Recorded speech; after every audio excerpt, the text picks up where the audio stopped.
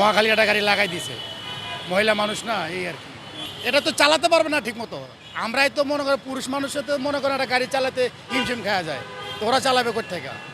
কারণ প্রথম দিনই তো 2-3 জায়গায় লাগাই দিছে। রাস্তাঘাটের যে অবস্থা, আমাদের যে যানবাহন চলাফেরার যে অবস্থা, তাদের নারীরা ড্রাইভিং করবে, এটা অসম্ভব। এটা আমাদের দেশে সম্ভব না।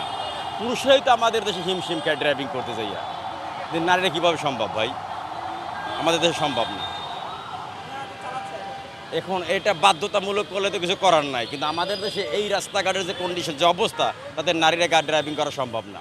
পুরুষই ড্রাইভিং করতে হিমশিম খায় ভাই, পারে না, তাতে দুর্ঘটনা সামিল হয়। কিন্তু নারীরা যে ড্রাইভিং করবে, এটা আমাদের দেশে অসম্ভব, এটা আমি বিশ্বাস করি না, পারবে না।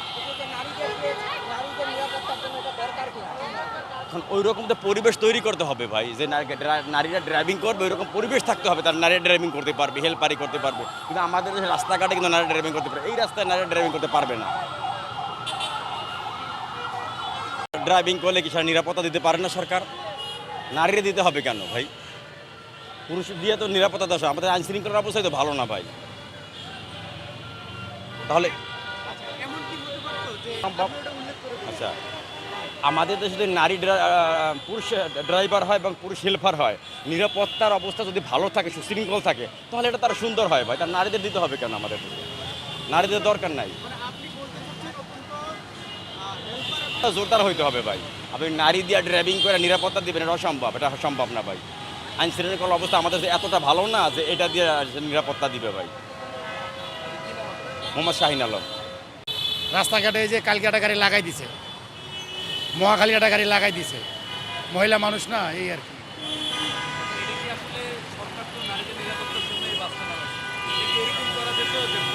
হ্যাঁ, পুরুষ হলে খুব ভালো হইতো। পুরুষটা ড্রাইভার হলে তাহলে ভালো হইতো। না, এই জন্যে মনে করেন নারী ড্রাইভার আসলে কোনো ইয়ে হয় না। এটা তো চালাতে পারবে না ঠিক মতো।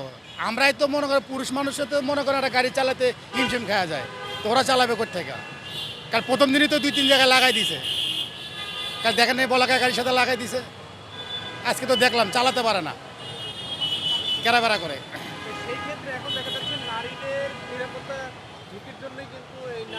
না না, সেটা খুব ভালো করছে, কিন্তু ড্রাইভার পুরুষ লাগতো।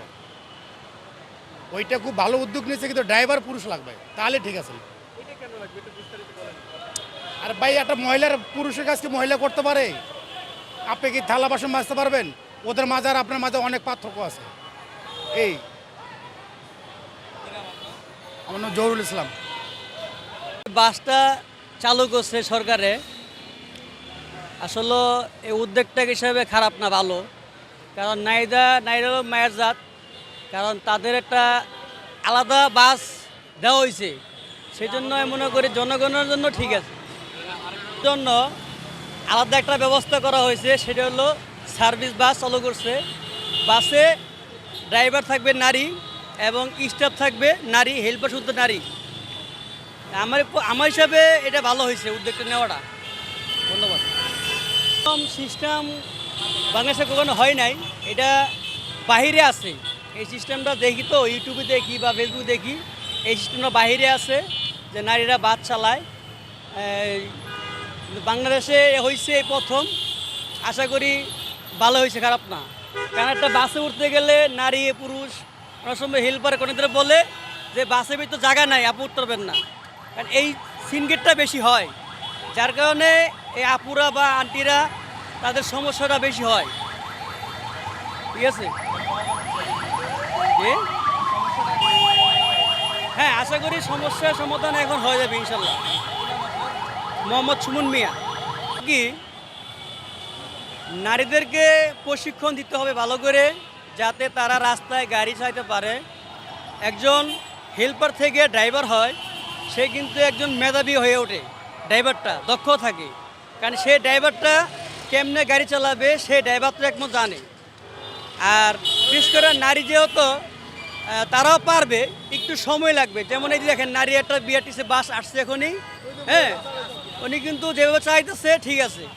যদি এই বাসের সাথে কেউ পারাপারি বা কোনো কিছু না করে, তাহলে আর যদি ওদেরকে হেল্প করে, তাহলে ওনারা আমি মনে করে চাইতে পারবে সুস্থভাবে।